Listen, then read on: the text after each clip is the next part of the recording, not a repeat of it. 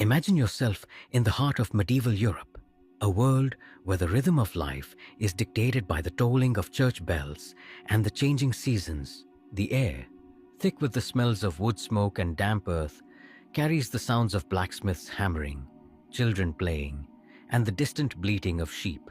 Faith is the bedrock of existence, and the omnipresent hand of the church guides your days. Yet, beneath this familiar tapestry lies a constant awareness of fragility. Illnesses sweep through communities with frightening regularity, leaving trails of suffering and loss. Life is a precarious balance, and the threat of disease is an unwelcome, yet ever-present companion.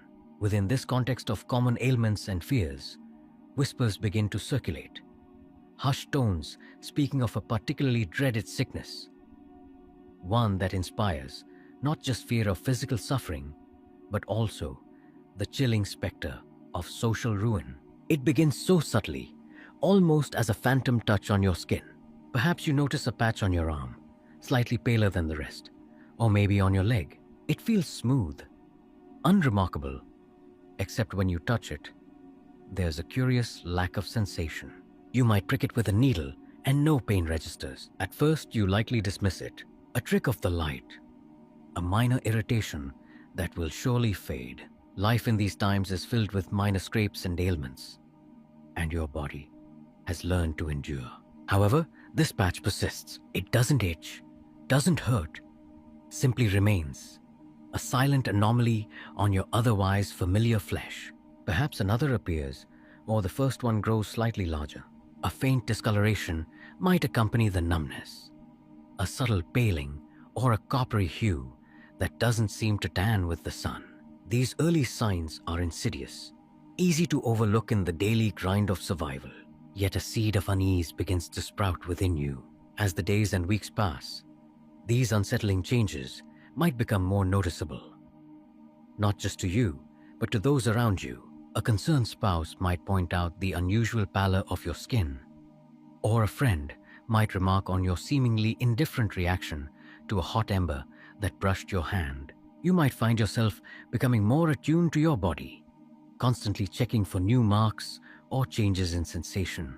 A tingling in your fingers or toes, a persistent feeling of pins and needles could further fuel your growing anxiety. You might try simple remedies, herbs and poultices passed down through generations, hoping to banish these strange occurrences. You might even consult the local wise woman who offers folk cures and prayers, but without any real understanding of the affliction that is taking root within you. The subtle shifts in your physical being are mirrored by a growing unease in the reactions of those around you. You notice the hesitant glances, the hushed conversations that cease abruptly as you approach, the almost imperceptible widening of eyes as someone catches sight of the mark on your skin. A subtle distance begins to form, an invisible barrier erected by fear and uncertainty. The moment the vague fear crystallizes into a terrifying certainty is one you will never forget. Perhaps you overhear a conversation in the village, the word leprosy whispered with a mixture of dread and pity. The symptoms described, the numb patches, the discolorations, chillingly mirror your own. Or maybe, if you are among the fortunate few who can read, you might stumble upon an old medical text in a monastery or a wealthy patron's library, its crude illustrations and stark descriptions painting a grim picture. While the understanding of this disease is limited, with some texts even suggesting tests involving urine, pulse, blood, and hair, the visual evidence of your own body aligns with the horrifying accounts. The realization is like a physical blow, leaving you breathless and filled with a profound sense of dread. The social implications of this dreaded ailment are immediately apparent. The prevailing belief, deeply ingrained in the religious fabric of society, casts leprosy as a divine punishment, a visible manifestation of sin. This interpretation carries a weight far beyond the physical suffering, marking you as morally tainted and a danger to the community. Even formal pronouncements from the Church, such as those from the Third Lateran Council in 1179, decree that anyone even suspected of having leprosy should be shunned and forced to wear coverings, solidifying the social exclusion. The reactions of your loved ones are a painful confirmation of this societal condemnation. Fear of contagion, a primal instinct in a time when the mechanisms of disease are poorly understood, mixes with pity and revulsion in their eyes. The warmth and intimacy you once shared begin to cool, replaced by a hesitant distance. You might be asked to leave your home, your family, torn between their love for you and their fear for their own well-being. Interactions become strained, conducted from afar. The touch of a loved one, now a forbidden luxury. The life you once knew, the familiar comfort of your community, begins to recede, replaced by the chilling isolation of the condemned. If your misfortune occurs during the peak of leprosy in Europe, between the 11th and 14th centuries, there is a chance that a leprosarium exists within reach. The journey to this place of isolation is often a solitary and harrowing experience, shunned by fellow travelers. You might walk for days, relying on the charity of strangers who leave food and water at a safe distance. The landscape itself seems to mirror your inner turmoil, the roads winding through desolate fields and shadowy forests, each step taking you further away from the life you once knew. Perhaps a reluctant family member, burdened by obligation and fear, accompanies you part of the way, their grief and apprehension palpable in their silence. Or maybe the local priest or authorities, eager to contain the spread of the disease, arrange for your transport, their faces grim with a mixture of pity and duty. As you approach the leprosarium, often situated on the fringes of towns or near major travel routes, the sight of its stark walls or the cluster of simple dwellings evokes a sense of finality. This is the place where you will likely spend the remainder of your days, separated from the world, a living ghost in the eyes of society. In a symbolic act that underscores this separation, you might even be subjected to a ritual burial, a mass said over you as if you were already dead to the world. Stepping through the gates of the leprosarium is like entering another realm, a world defined by shared suffering and isolation. The air is heavy with the scent of illness and despair, mingled with the faint aroma of herbs used in attempts to soothe the afflicted. You see others like yourself, their bodies bearing the visible marks of the disease, pale, numb patches of skin, perhaps more advanced deformities in the extremities. Despite the hardship, a sense of community often prevails within these walls. Bound by a common fate, the inhabitants offer each other solace and support. Daily life is structured, often revolving around prayer and religious services held in a detached chapel.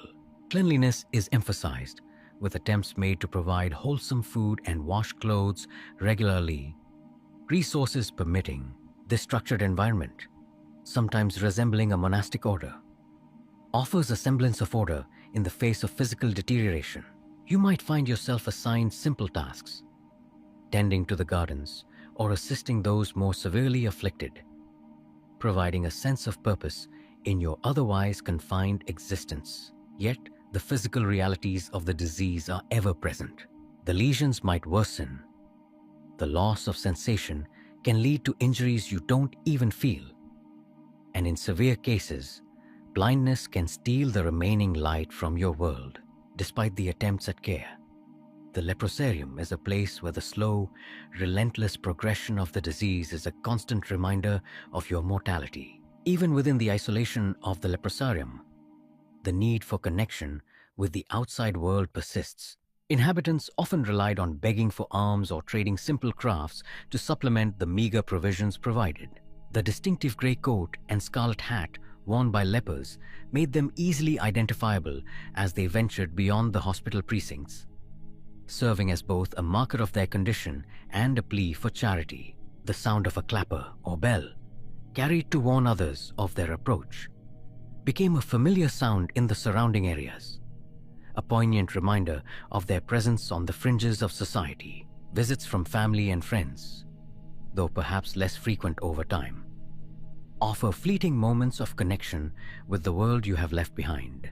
These encounters are often bittersweet, filled with a mixture of compassion and a palpable fear of contagion. The knowledge that you are loved but also seen as a source of danger creates a complex emotional landscape.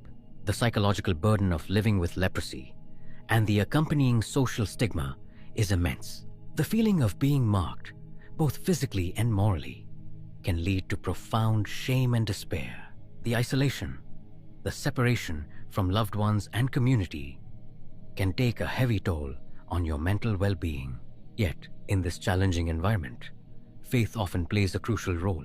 For some, the affliction is seen as a divine trial, an opportunity for spiritual growth and repentance. The suffering endured on earth might even be viewed as a form of purgatory, potentially leading to salvation. The leprosarium itself, often centered around a chapel, provides a space for prayer and contemplation, offering solace and a sense of spiritual community. This religious framework can provide a sense of meaning and purpose in the face of a debilitating and stigmatizing illness. However, for others, the experience might lead to bitterness and a feeling of abandonment, questioning the fairness of their fate. The progression of leprosy is often slow but inexorable. Over time, the physical manifestations of the disease become more pronounced. The initial numb patches can develop into disfiguring lesions, and the loss of sensation can lead to repeated injuries and infections that go unnoticed. The body, once a familiar vessel, can become increasingly alien and unreliable.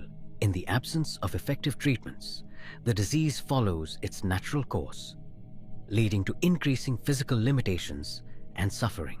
The genetic makeup of the bacteria responsible for leprosy, Mycobacterium leprae, remained remarkably consistent throughout this period, meaning that medieval individuals had no inherent biological advantage in fighting off the infection.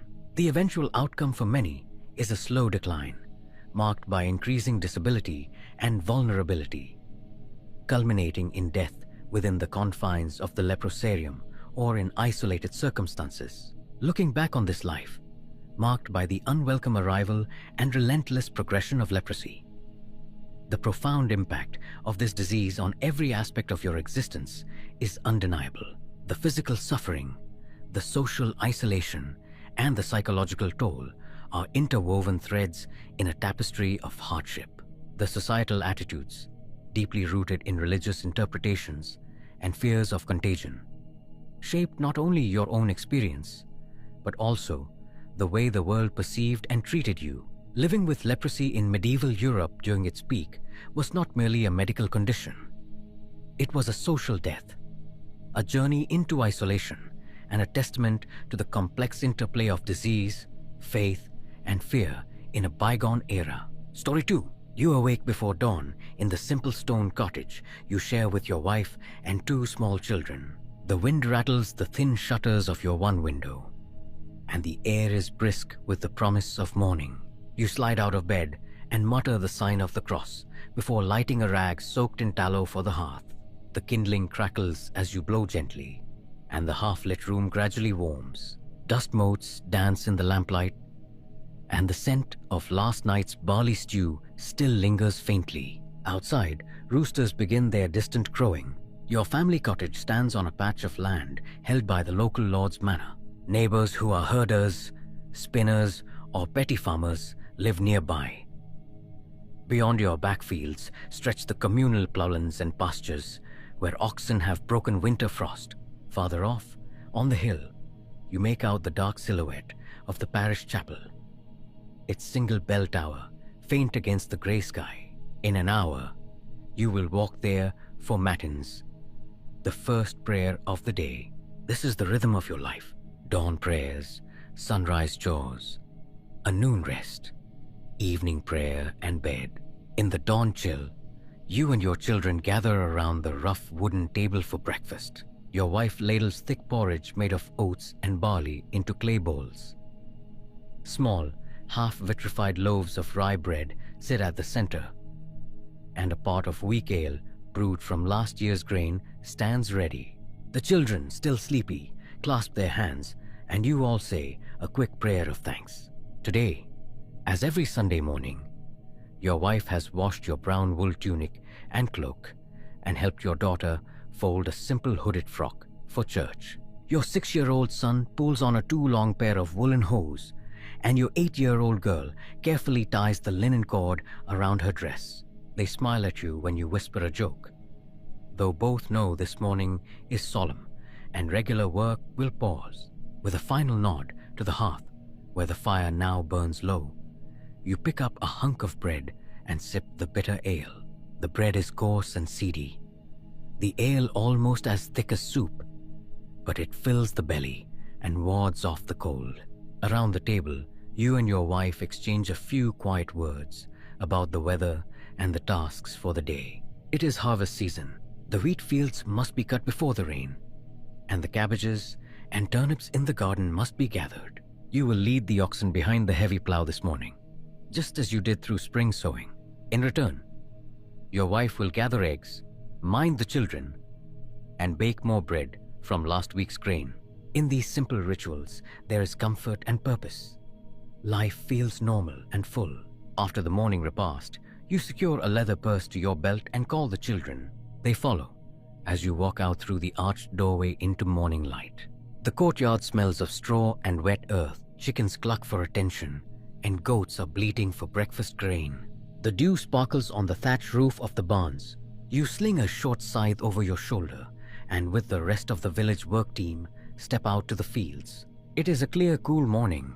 Beyond the fields, hills roll toward the sun, soft and green. A few clouds sail pale across the sky. At the field's edge, your group gathers around an ox-drawn plow. Jean the shepherd's son and 2 cousins from the next farm stand ready, each holding a sturdy wooden yoke. You set your boots in the earth and with a grunt, lift the plowshare into the rich brown soil. The first furrow turns up clods and worms. As the plow turns the earth, you exchange brief greetings with the others. Jean asks if your harvest was good last year. You shrug and grin, knowing the crops were modest after a bad spring storm. Another woman passes and asks if the potatoes are sprouting well in the garden. Each of you says little beyond polite answers, since dawn chores keep your hands busy. The heavy linen of your tunic sticks slightly on your back as you work. Sweat beads on your forehead and trickles down your neck. You pull a cap over your hair and divert your mind to remembering prayers you learned in childhood. By mid-morning, the sun has risen and warms your shoulders. Clouds cast occasional shadows over the grain. As promised, you stop by noon under a tall poplar tree. In its shade, the air is gentler. From your satchel, your wife has passed out round crusts of rye bread, salted herring, thin slices of pork fat, and a dried cheese. You and the other laborers sit in the grass. Church bells toll from the chapel to mark midday. Roosters caw in the yards beyond. Your hands are dirty and smelled faintly of animal, but with joy, you tear bread apart and dip it in oil or cheese. The sharp salt tang of herring and the sweet grass of ale quells your hunger. You wipe your hands on the coarse cloth of your breeches. All around, oxen also rest, tails flicking flies. A neighbor cracks a joke about the Lord's laziness in leaving the gate open to the pasture last night. He chuckles with others while you smile thinly, knowing the Lord himself will never notice. After the quick meal, you refill your leather bottle at the stream with cold water. You settle a short prayer under your breath, asking God to bless the earth for yield. The father of the village, tall and stern, blesses everyone in turn and warns of a storm front coming at week's end. Soon the group reassembles to finish the plow. With a coordinated heave, you guide the oxen onward, carving deep, furrow after furrow. The work is hard but familiar. Each evening after supper, you and your neighbors will toast to a safe day and perhaps a modest harvest once the stalks are cut. On Sunday afternoon, after 2 more morning plows, you and the others break from the fields. The farmhand who sharpens hoes offers you a new whetstone, and you examine it. It is good and finely ground, and you plan to sharpen your sickle tonight. At dusk you return home. As the sun sinks, orange rays stretch through your little living room. Your wife is outside hauling water and stacking wood. One of your neighbors, Gregory, sits on your porch holding a jug of cider. He is thin and walks with a slight limp you recall from old war wounds. Gregory catches sight of you and stands quietly without greeting. Without a word, he pours the fragrant spiced cider into 2 wooden cups and offers one to you. At first, you accept the drink in surprise. He has neither asked nor demanded anything, which is kind. You notice grey in his beard and worry in his eyes. You sip the sweet tangy brew as golden dusk settles. Between you sits a stale loaf of rye. You break off pieces to share. Nobody speaks. Only the clink of wooden cups and the soft hum of evening prayers drifting from the chapel break the silence. The warm cider eases the aching in your chest from a day of work. It also brings a strange quiet. For a moment, you are thankful. This small gesture of bread and cider by Gregory's hand reminds you that you are not alone in these small moments. He tilts his head toward the chapel bell. In a few minutes, it will toll for vespers. Then he stands, nods once solemnly, and departs down the dirt road. You linger a moment, cross yourself, and give thanks in silence. Night is falling now. You eat supper with your family in candlelight. Tonight the stew is mostly vegetables with just a small piece of salted lamb. You hand your daughter part of a stew-drenched potato and quiet your son as he chases a kitten around your legs. After the simple meal, you and your family kneel by the fireplace. You recite the Lord's Prayer and a hymn to the Virgin Mary. Your wife murmurs the words in Old French while you add your own prayers in Latin. You bless your children and send them to bed. Your wife helps you lay out tomorrow's work clothes. You inhale the smoky aroma of the dying fire and listen to the night settle over the thatch and barley fields. In the small hours you drift to sleep. You have always been in good health up to now. A solid farm worker with calloused hands and thick hair. Sickness visits others, not you. The next morning, you repeat the ritual of dawn and rising sun. You feed the goats, fix a bit of porridge, and head out to cut wheat with the sickle. You bale the rye, carry bundles to the barn, unload grain. Until now, life has been ordinary as any man's, weighed down with work but full of faith and family. But this morning, as the sun climbs high, something strange changes. You are bending over at the well, dipping a bucket of water. The cold splash on your hands is refreshing. As you raise the bucket, a faint tingling pricks your left palm where the pipe scrubber you used rests under your thumb. On that palm, you see a small pale patch on the skin, like a spot of clay. The surrounding skin is a bit red. The spot looks almost like a half-healed burn or scar. Except it wasn't there yesterday. You run water over your hands. The patch doesn't flake off. You press the center of it with your finger. It itches faintly, but there is no real pain. Yet something about the patch unsettles you. You swallow, brush your fingers hurriedly on your pants, and fill the bucket completely. For the moment, you dismiss it as nothing serious. You share the bucket with your children and toss some water to the pigs. But in the back of your mind, a whisper speaks. Someone once said that kind of spot could be the sign of the wasting. Over the next couple of days, that oddity on your palm transforms. The next morning, there are two pale patches on your forearms edged in red. They move a little when you bend your elbow. They no longer itch but feel numb. When you pour ale into a clay jug the third morning, the handle presses against one of the patches and you barely notice. Yet you do note, with creeping concern, that a third spot has appeared along your jawbone. Itching now, it looks like a sunburn. You cup water over it and it stings softly. Back at home, you hastily scrape the thickening stew from your palms, hoping your wife doesn't notice the rash at dinner. She hasn't mentioned anything, but you sense her looking longer than usual when you slice bread. Her eyes are kind but uncertain. Later, she offers to fetch lavender oil from Salan, the healer's widow. You quietly accept. In the evening, by firelight, you show Salan your hands and jaw. She frowns, dipping a linen rag in oil and rubbing it gently over each lesion, then sprinkles healer's herbs on top. Salan works quietly and speaks softly in Latin prayer, reminding you to ring a bell if anyone comes near. She ties your waist belt to hold the bell and small arms bowl she provides. Ring it when you approach, she says gently, in case someone must step away. You comply and slip the modest bell over your hip. You hope it is only precaution. Despite these measures, over the following week, your body changes more. Pale patches on your arms grow inches wide, blotches spreading slowly across your skin. A strange sting rises from your fingertips when the sun warms them, as if the nerves are waking in pain. Small cracks form on the tips of your fingers and toes. You bandage an opening at a corner of your eye where the skin peels. Cold nights chill you deep, and you cough when the autumn wind blows through the fields. You become aware of every sound and glance. In church the next Sunday, you return as usual. Sunlight through the windows casts colored squares on the pews. You kneel and cross yourself as the priest recites Vespers, but you sense a few eyes on you when the priest hands out small pieces of bread for the host.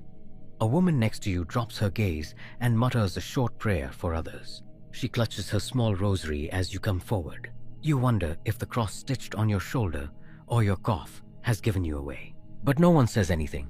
For now, you pray as always, voicing the Latin responses, though with greater effort and shame. At home afterward, the bailiff Cornelier arrives as if from nowhere, leaning on a curved walking stick. His face is carved with years of hard duty. You are unharnessing your ox when he says, "You should not be working these fields anymore." His words are blunt. You blink. Your knees feel like soft dough. The Lord has been informed. You must leave the manor and let your wife take charge of the land. Take what you can carry. The rest is to belong to the next tenant. At dawn tomorrow, the cross will be given to you. Prepare to go to St. Lazarus's house as the bishop has decreed. He does not raise his voice. He does not scold or lecture. He just states the law. You know it, of course, that decree from a council in Rome requiring separate houses for all lepers who are considered dead to the world. The moment he uttered cross, your mouth went dry. You nod. You finish your chores wordlessly. The oxen are cared for by others now. At noon, you sit with family at the table again. Your children stare, and your wife's eyes have a sheen of tears. But neither you nor anyone else speaks of Cornelius' news. Only the fireplace crackles. By nightfall, the cross awaits you by the door. A simple black wooden cross on a length of rope. You pack a small bundle, some bread, cheese, your father's old scapular, embroidered with Saint Lazarus, and the iron bowl for arms. You fold a clean shirt from a chest, hoping the sisters will like a gift, and buckle your belt. You tie the cross around your shoulders, and from it dangles a small clapper bell. You slip the bell's cord over your coat. The change clangs hollowly at each step. Before you leave, your wife slips quietly into your arms. You hold each other in the dim candlelight, both weeping softly. She leads the children outside to kiss your cheeks through the wooden gate. You bless them. Ut peri custodiantur amalo, that the children may be kept from evil. At the cold oak door, you step out into the night, the last in your village to bear that burlap sack on your back and know it's for good. The journey begins in silence. The bailiff Cornelier leads you by lantern, and another bailiff brings up the rear. The path skirts a hedgerow. You hear frogs croak in ditches and see stars above. Gregori's lantern flickers behind you, but no one speaks. You carry your alms bowl, clattering at your side, and the cross rests heavy between your shoulder blades. Soon the bailiff stops at a brook and nods. You remember scripture. Be not afraid, for I am with you. Walking on, you enter the next village by dawn. By then, the sunrise has turned the sky pink. You glance over your shoulder. Smoke curls above the cottage chimneys of home. A few villagers are emerging to morning mass. You see them. Cross yourself rapidly.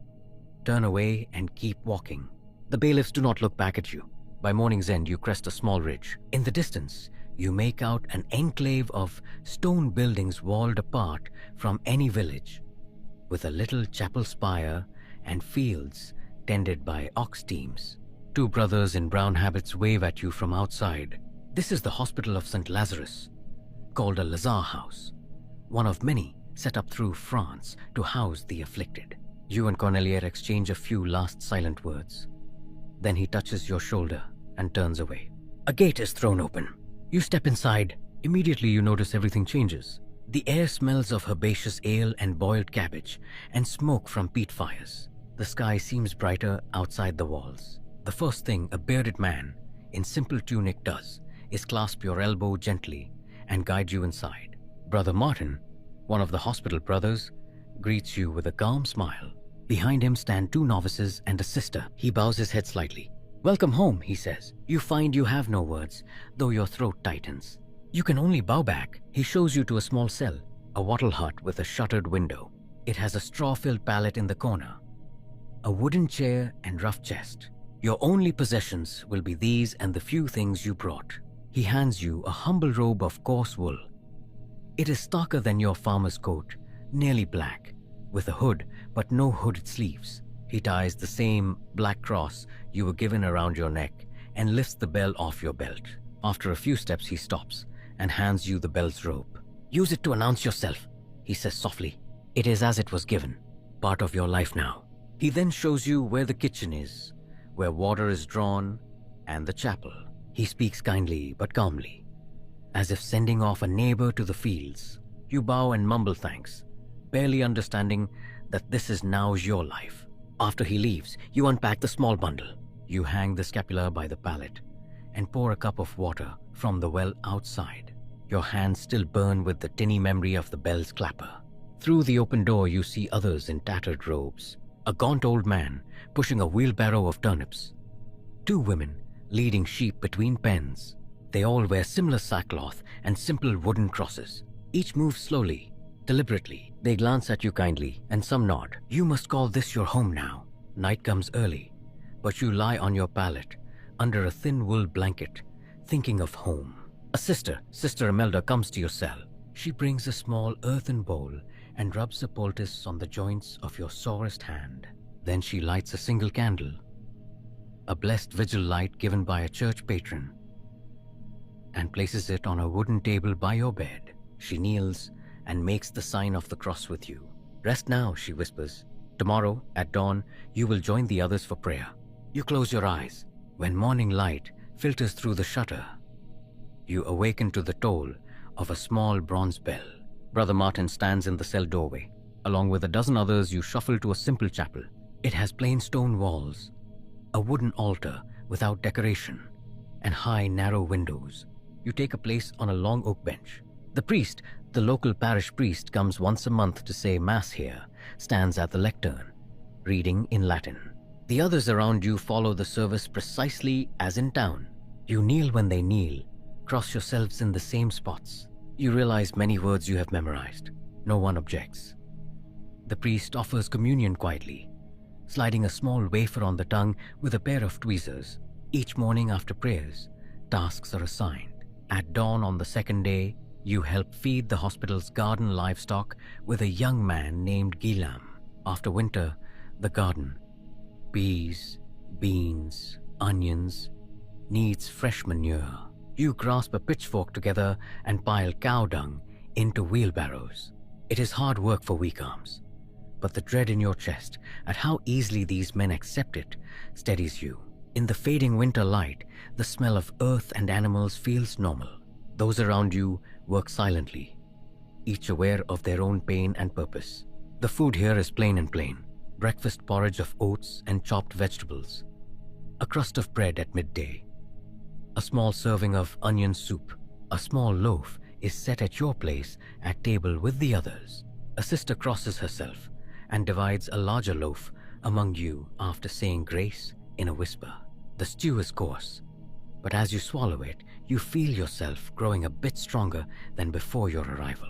In the morning's chill, you will lift the bale of hay for the horse or stack wood by the hearth, all with your ragged hands. Sleep here is deep and dreamless in the straw, with the drip of water from dawn dew waking you.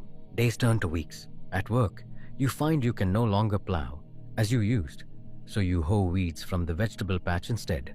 When it rains, you sit in the barn, mending ropes or washing blankets by hand. In the chapel on Sundays, the priest now comes with incense and small smoldering coals.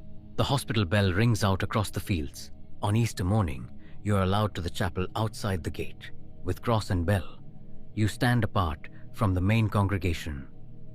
Villagers drop coins into your bowl, but keep a respectful distance. Afterward, you join a procession through the orchard behind the church, carrying a holy crucifix as the priest blesses spring seeds. Your body's wounds continue to heal more slowly. Over months, your fingers numb one by one, the nail beds blackening before the nail falls off. The sisters bandage ulcerations daily. One finger, cold and stiff, is already less useful, forcing you to adapt. They give you new tasks. You begin to spin wool from the hospital's loom or carve wooden crosses for novices.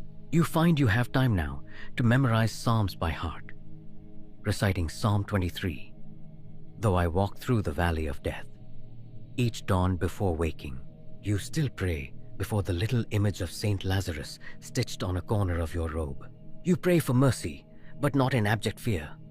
You have grown accustomed to this life. None of the brothers or sisters ever scolds you for your disease. They treat the itch and pain as part of daily routine, like a shepherd tending an old sheep. The only time you feel rebuked is once a month during confession. The visiting priest asks, "Do you bear your cross in patience?" You answer softly, truthfully, that you do your chores and pray each day. At communion, he gives you a small silver coin for the poor box with a sad smile, as if to say you are not forgotten.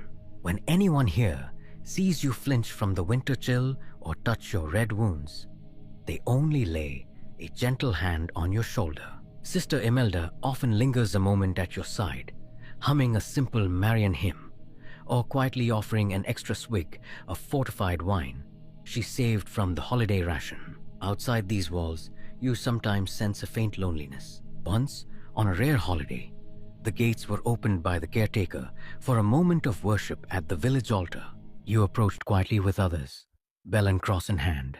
Just before the priest elevated the Eucharist, he lowered his gaze and murmured under his breath, "God have mercy on you." It was the only prayer of concern uttered over you since you arrived. In your heart you thanked him. Otherwise, you consider this hospital your world now. Occasionally, news reaches you from home. Your wife has married a distant cousin to care for the children and farm. The bailiff is an old man now. One or two families from the village still leave a small offering at the gates on All Saints' Day. These stories are told quietly by Brother Martin when he visits the kitchen, so you never know if they are true or well-wishing. Years pass, winter and summer come and go behind these walls. In spring, you help prune the orchard and plant cucumbers among the rails. In summer, you take baths in a wooden tub. The brothers fill it and heat water.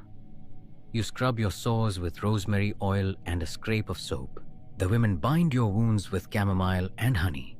And some mornings, you thank them for each little cream that brings relief. Autumn you spend in harvest again, this time pulling turnips and apples as the others store them in the cellar. Peering down a ladder into the dark root cellars, you catch smells of cider fermenting and apples gently rotting for pig feed. Time has hollowed your body. You know this in a slow, practical way. 3 toes on your left foot went numb and turned black last winter. And now, your left shoe is forever a size larger with cloth padding. Your nose, once so strong, has been softened by sores. A sister slips you a linen kerchief to cover it when you step outside, so the wind won't grip your cheeks bare. Each morning your hands are rougher and quieter. Where once you could finely thread a needle, now fingers shake. Yet you remain content in routine. You meditate on the new devotion of the sick. Each day you kneel with the others and pray, "I love the house of the Lord, though the house now is this poor stone chapel." Occasionally guests come. A nobleman on a pilgrimage drops a coin into your bowl and asks for a blessing. You touch the cross pin to your chest to bless him. The poor priest taught you how. And the bishop once came in visiting garb, surrounded by an escort. He listened silently when you told him through a translator that you were the manor's plowman. At the end, he made the same prayer gesture and slipped you a silver penny. These events feel no different than past harvest fairs. You nod your thanks and continue. Finally, one late afternoon a dozen years after you first awoke to leprosy, a terrible cough seizes your chest. The firewood you carry from the woodpile feels heavier.